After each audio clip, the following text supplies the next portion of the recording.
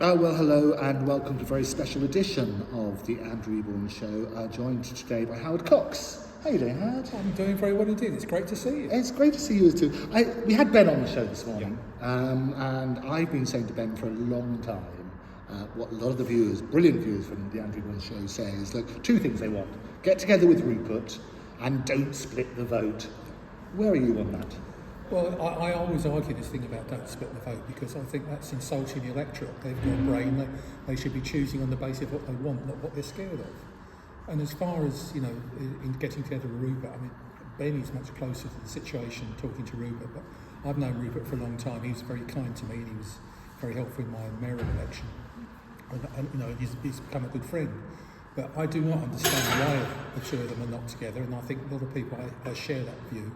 But the good news is that Rupert has actually told me that let's grow our parties in parallel, keep going on the same journey, and who knows what's going to happen in the future. There's a good chance it's going to come together. Yeah. And that was the displaying or disclosing confidences. I mean, you showed me that message, and that's exactly what he said. So all hope is not lost. And it felt like the wonderful bromance, if you like, between the two of them, with Ben and Rupert, and they have this sort of lover's tiff. Yes. Rupert is there, he's trying to set everything up first of all, but he's not closing the door. What he's saying is that let's have a look further down the line. Is that a fair summary? I think so. And don't forget that Ben did invite him, back last year, over a year ago, to set up a party with him. And Rupert decided a journey on setting up a movement, Restore Britain, which I joined on the same day as I joined Ben's party. And I think that's the point. And Ben wanted Rupert to lead the party. But Ben believes, and so do I believe, that the ballot box is the only way we're going to change anything. Whereas a movement, I'm afraid, what Rupert was doing, that was trying to bring together all parties on basis of different policies, etc., which I think is laudable. But I'm afraid, in terms of getting the vote at the ballot box, it's pointless. And we always joke about what a movement does. Ben says about his after a coffee in the morning, it always makes me laugh. Are you his scriptwriter? Because he does do that line. I went for come out with the clicker, there we go again. It's got to be that sort of stuff.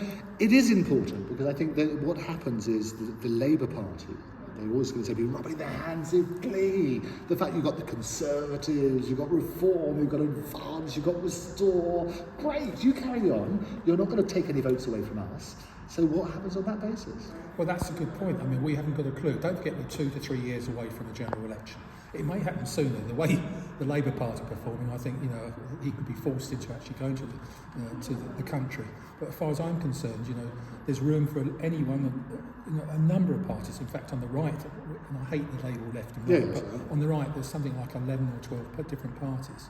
The ones that are seriously, and bear in mind, Ben has set up a party that's structured, and no other party would have set up, or a leader, a body of people that would scrutinise him.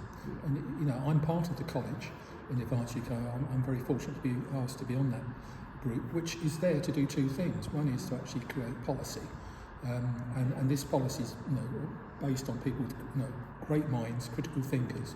And secondly, the other one, which is I think incredibly unselfish of Ben, is that we could get rid of him if he doesn't perform. And I think that's the point that Ben mentioned on the Andrew Eborn Show. Is look, it's set up. It is the most democratic way. It's not. He's dismissed Reform as a Nigel Farage fan club. Yeah. He's talked about Restore basically being a dictatorship because he said that's what he says because basically members don't have a vote. And I put to him, you previously said you can't be a member of any political party. Well, he dismissed it at Restore, saying, well, it's not a political party, it's a membership club. Is that a fair summary? Well, Ben has put it that way, but obviously Restore Britain is in that transition phase to become a political party. The Electoral Commission haven't approved them yet. We took 6 or 7 months to get there with Advance UK, and it's not an easy job. But the point is, we've got regional managers, regional directors, we've got national directors, we've got branches being formed. We're in place already, and we have over 40,000 paid members, and they are members. They're paying money to be members, not subscribers. And to cut a long story short, I mean, I'm a big fan of Rupert Lowe. He's a good friend, and I hope, and I do, fingers crossed, I'm going to cross your fingers and pray, I really want us to come together, and I hope we do. And I think that's the message from Tommy, that's the message from Elon Musk, it's the message from certainly everybody that I've spoken to on that sort of side. Coming together makes more sense. Howard Cox will continue this conversation. We have a press engagement upstairs for now. It's Andrew Eborn. Join us next time.